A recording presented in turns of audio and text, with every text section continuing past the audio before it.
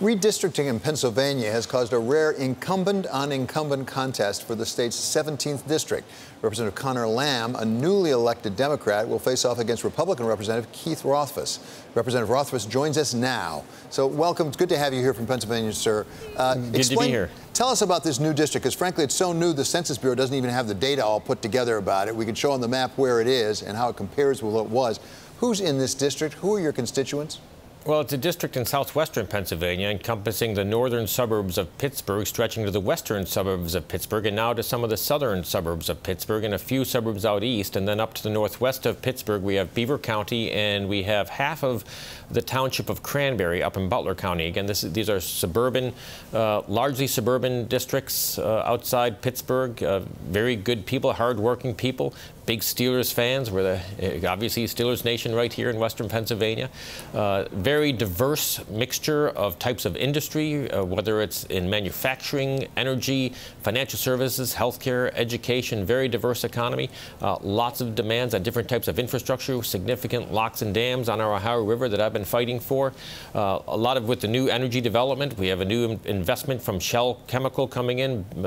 Major petrochemical facility here in Appalachia. So a lot of good news happening here in western PA. So as you travel around that new district, what do you hear from constituents? What do they care the most about, and what will drive them to vote either for you or for your opponent come November 6th? Folks are generally optimistic about where the economy is at.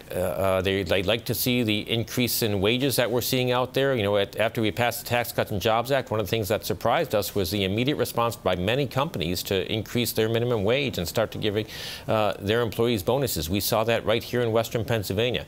We've seen a sense of optimism pick up. People are looking, we have more jobs now than job seekers. I certainly see that when I go out and talk to local companies who are having difficulty hiring workers.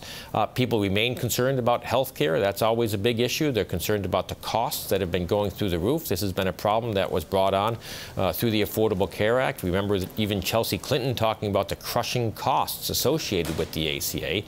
So we have to continue to provide answers on flexibility, choice, expanding options for individuals. That's certainly what I've been focused on in my efforts. I actually restored the right of seniors to switch Medicare Advantage plans. That was a right that the Affordable Care Act had taken away, but that is now law that I worked with Democratic Congressman from Oregon, Kurt Schrader, to achieve that. That was passed a couple of years ago. It becomes effective next year. And that's very important for our seniors because we have a number of local health care issues going on. We want to make sure seniors are in the right Medicare Advantage plan. And if they make a mistake, choose the wrong plan, they now have the flexibility to choose another. What about the issue of trade in your district? Monmouth University has just come out with a poll, and we'll put up on the screen exactly what it shows, which basically says people in your district are more disapproving than approving of the Trump administration approach to trade. What's your position, and how do the people in your district react? You know, it's a mixed issue in the district. We certainly have a lot of manufacturers who actually export, and we have manufacturers who take products that come in from other countries and continue the manufacturing process. I've been working with one of our local companies who has been hit with the tariffs. They've had to look at their workforce as a result, and we want to make sure that they're able to get the exclusion that they're petitioning the Department of Commerce for. We've been fully engaged on that.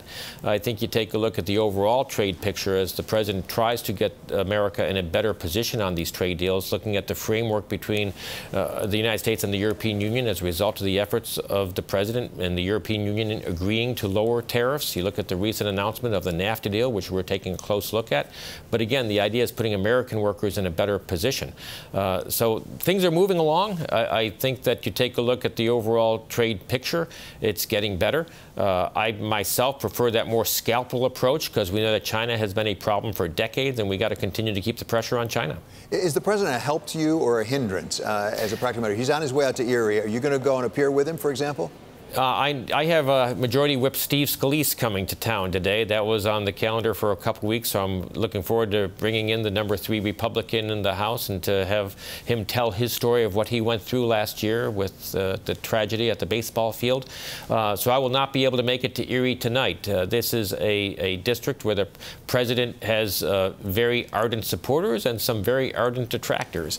So again, we continue to be focused on the state of this economy, how it continues to improve for everybody in the district. I'm very excited about the Opportunity Zone program that's going to have a direct impact on communities in Western Pennsylvania. I'm going to welcome Senator Tim Scott here this week to talk about that. So there's a lot going on here in Western PA. So it sounds like you're getting some support from the National Republican Party. At the same time, there are reports today that actually they're pulling back on the money for you. How are you feeling about that? That same Monmouth poll, whether it's right or wrong, said that actually you're sort of double digits behind your opponent. How are you going to close that gap? We're closing that gap by getting out there and talking with constituents and listening to the ideas that they have and communicating the tremendous success story that we've had over the last 2 years. As I tell everybody, the good economy we have today did not happen by chance. It didn't happen by accident. It happened as a consequence of the pro-growth policies that we've been promoting, policies that, frankly, my opponent opposes. My opponent said that the Tax Cuts and Jobs Act did nothing to address the real problems in Western Pennsylvania. When people are living paycheck to paycheck, when people are not seeing raises, when people are seeing American companies offshore because of higher American tax rates than their competitors in China or Mexico. When you look at the communities that have been bypassed from investment, this whole Opportunity Zone program, the Tax Cuts and Jobs Act is addressing real problems here in Western Pennsylvania, and people are seeing more money in their pocket.